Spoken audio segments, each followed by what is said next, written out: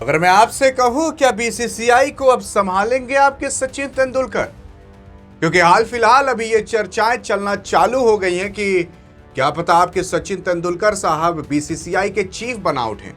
और अगर चीफ बना उठते हैं तो किस बेस पर बनाए जाएंगे, क्यों बनाए जाएंगे, क्या इनके लिए इलेक्शन कराया जाएगा कि नहीं? क्योंकि बीसीसीआई के चीफ के लिए हमेशा देखो होड़ लगी रहती है, कभी कोई रहता है तो कभी कोई रहता है। हाल फिलहाल अभी आपके जैसा आईसीसी यानी कि इंटरनेशनल क्रिकेट काउंसिल के चीफ बन चुके हैं। पहले बीसीसीआई के हुआ करते थे, लेकिन अब कहा जा रहा है वापस से एक बार इलेक्शन होगा और उस इलेक्शन में देखा जाएगा कि सचिन तेंदुलकर साहब बनेंगे कि नहीं। लेकिन इसके पीछे की सच्चाई क्या है तो क्या नहीं, आइए इसके बारे में पर्दाफाश करते हैं। लेकिन हाँ, सबसे पहले आइए सभी लोग को जान लेते हैं। ये भाई आपके जैसा है, अमित शाह के बेटे हैं। लेकिन अभी क्या है ना कि चर्चाएं उठ रही हैं कि आखिरकार कौन बनेगा चीफ आपके बीसीसीआई का। तो उसको डिस्कस करने के लिए आपको समझना पड़ेगा कि आखिरकार बीसीसीआई के अंदर लोग कौन कौन हैं और उनका क्या काम है। तो देखो, बीसीसीआई कुछ इस तरीके से लोगो होता है, ठीक है। अब बीसीसीआई जो है इंडिया का क्रिकेट बोर्ड है, ठीक है, board of control for cricket in India. तो बीसीसीआई का मतलब यही होता है। अब यहाँ पर अगर आईपीएल के चेयरमैन देखोगे तो अरुण कुमार धूमल हैं, जो कि इलेक्शन के लिए खड़े होंगे और ये भी लड़ेंगे। फिर उसी के साथ साथ अगर आप देखोगे बीसीसीआई के अभी सचिव देखो, सचिव और चीफ अलग होते हैं, ठीक है। तो सचिव अभी हैं देवजीत सैकिया। तो सचिव के लिए मतलब चीफ के लिए अभी जो इलेक्शन होगा, अभी बीसीसीआई के सचिव हैं आपके देवजीत सैकिया। अब अगर आप संयुक्त सचिव देखोगे तो रोहन गौस देसाई हैं।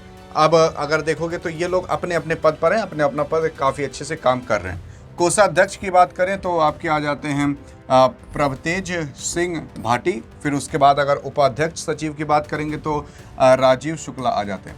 अब अगर आप यहाँ पर देखोगे, ये सब बीसीसीआई के कुछ ना कुछ पद पर हैं। आप इन भाई साहब को देखोगे, अभी हाल फिलहाल देखोगे जब एशिया कप के प्लेइंग 11 की बात हो रही थी, स्क्वाड की बात हो रही थी, तो ये बीच वाली कुर्सी पर बैठे थे आपके भाई साहब। बगल में आपके सूर्य कुमार यादव, चीफ सेलेक्टर अजीत अगरकर बैठे थे और भी बाकी काफ़ी सारे लोग ऐसे बैठे थे। ये बंदा बीच में बैठा था क्योंकि यही अभी सचिव हैं आपके बीसीसीआई के। लेकिन आप देख सकते हो उपाध्यक्ष कौन है, बाकी सब कौन है, ये सब बीसीसीआई के अंदर के हैं। लेकिन अब कहा जा रहा है कि आपके जो सचिन तेंदुलकर हैं उनके लिए अब चीफ बनाने की बात की जा रही है। तो आपको मैं बता दूं, आपके सचिन तेंदुलकर टेस्ट और ओडीआई के वो महान बल्लेबाज थे जिनको कोई आज तक पा नहीं पाया। केवल 2 फॉर्मेट का ही मिला लो तो 100 शतक मारे हैं और आज तक दुनिया के अंदर ये कारनामा कोई कर नहीं पाया। विराट कोहली पहुंचते पहुंचते रह गए, लेकिन अभी पहुंच नहीं पाए। और अगर देखा जाए तो टेस्ट के अंदर 1500 लगभग 16,000 रन के करीब मारे हैं। 18,426 रन ओडीआई के मारे हैं। T20 के अंदर केवल 1 मैच खेले थे क्योंकि कह रहे थे कि T20 बहुत अभी जल्द में आया, 2005-2006 के अंदर आया था। हाँ, फिर उसके बाद कहा गया कि सचिन तेंदुलकर ने कहा कि ये फॉर्मेट हमारे लिए नहीं बना है, हमारे लिए टेस्ट और ओडीआई है। तो वहाँ पर ये अच्छे से खेलते थे और केवल इस बंदे ने 2 ही फॉर्मेट में इतने रन मारे कि आज तक दुनिया में कोई मार ही नहीं पा रहा। T20 का भी मिला लें तब भी नहीं मार पा रहा। लेकिन अब अगर सचिन तेंदुलकर को बनाया जाएगा तो सिंपल सी बात है यार, सचिन तेंदुलकर को क्रिकेट की नॉलेज, सारी चीज़ों की नॉलेज है, तो क्या सचिन तेंदुलकर को बनाया जाएगा? तो देखो, काफ़ी सारे मीडिया रिपोर्ट्स ये दावा कर रहे थे कि बनाया जाएगा, लेकिन हाँ, हम आपको बता दें ये फेक न्यूज़ है। आपके सचिन तेंदुलकर किसी भी इलेक्शन के लिए नहीं खड़े होने वाले। भैया इनका यार ज़िंदगी मतलब क्रिकेट के लिए जितना देना था दे चुके हैं। अब थोड़ा ज़िंदगी की मज़ा वजह ले लें, लुफ्त उठा लें। बाकी लड़ने उड़ने वाले नहीं हैं मतलब बीसीसीआई के अंदर। हाँ, लेकिन अगर कोई काम रहेगा तो उसको जाकर ये भले करवा सकते हैं। लेकिन अगर आप कहोगे कि यार जाकर चीफ के लिए लड़ लें और अपने ऊपर एक बर्डन पाल लें, तो फिर नहीं लड़ने वाले। पैसे की कमी की बात की जाए तो पैसे की कमी रिच्चो नहीं है, पैसे की भरमार है। तो भाई अपना जो भी काम है वो कर रहे हैं ठीक ठाक। अगर सचिव बनेंगे फिर बीसीसीआई में पूरा टाइम देना पड़ेगा, अपने सारे बिजनेस और बाकी सारी चीज़ें इनको छोड़नी पड़ेंगी। हाँ, अगर ये खाली रहते तो उसके बिहाफ पर फिर लड़ सकते थे, लेकिन अभी हाल फिलहाल बात की जा रही है नहीं लड़ेंगे।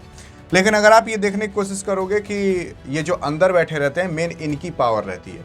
जी हाँ, जैसे सचिव उचिव की काफ़ी ज़्यादा पावर रहती है। और जो आपके टीम खेलती है ना, टीम इंडिया जाकर ग्राउंड पर, आप जान जाओ कि उसमें जो कप्तान को छोड़ दो, तो कप्तान के अलावा जो नॉर्मल प्लेयर होते हैं उनकी उतनी पावर ओवर नहीं होती। अगर ये लोग एक बार डांट देना तो हड़क जाती है टीम इंडिया के जो प्लेयर रहते हैं। लेकिन रोहित और विराट को इसलिए माना जाता था क्योंकि इनकी भी हिम्मत नहीं होती थी कि रोहित और विराट कुछ बोल दें, धोनी कुछ बोल दें। इस वजह से रोहित और विराट की पावर और धोनी की पावर मानी जाती है। बाकी यार, सचिन को लड़ना चाहिए थी कि नहीं लड़ना चाहिए बताइएगा जरूर। लेकिन अधिक जानकारी चाहिए तो इस वीडियो में मिलते हैं। तब तक के लिए जय हिंद और जय भारत।